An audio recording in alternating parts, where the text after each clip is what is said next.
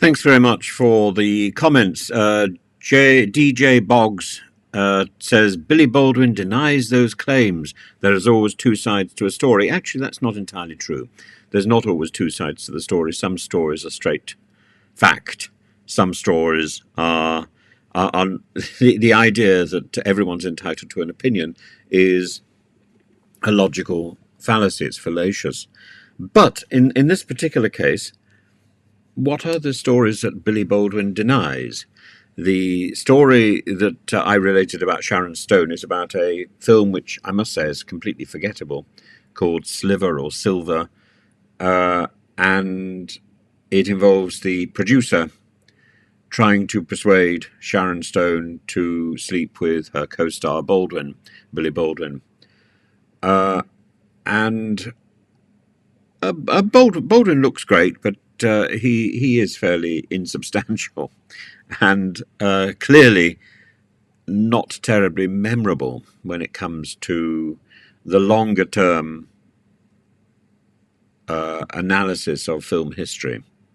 However, he may well deny that these conversations took place. I don't think he was party to these conversations. He was the victim as much as Sharon Stone was allegedly the victim.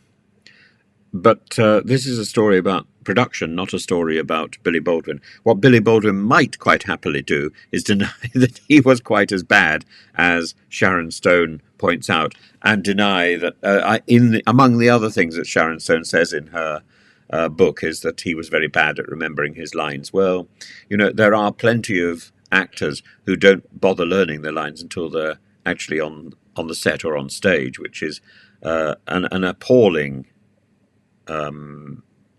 behavior. I think one should be.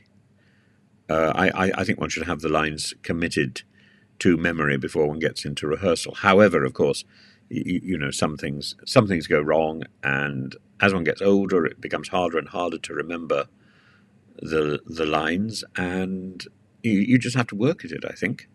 But Billy Baldwin, yes, looks great. And I don't know what his denials are, but I don't think Sharon Stone, other than saying that he's bad at remembering his lines, is particularly targeting him. She's not. She's targeting an abusive Hollywood system. She's targeting the control within Hollywood.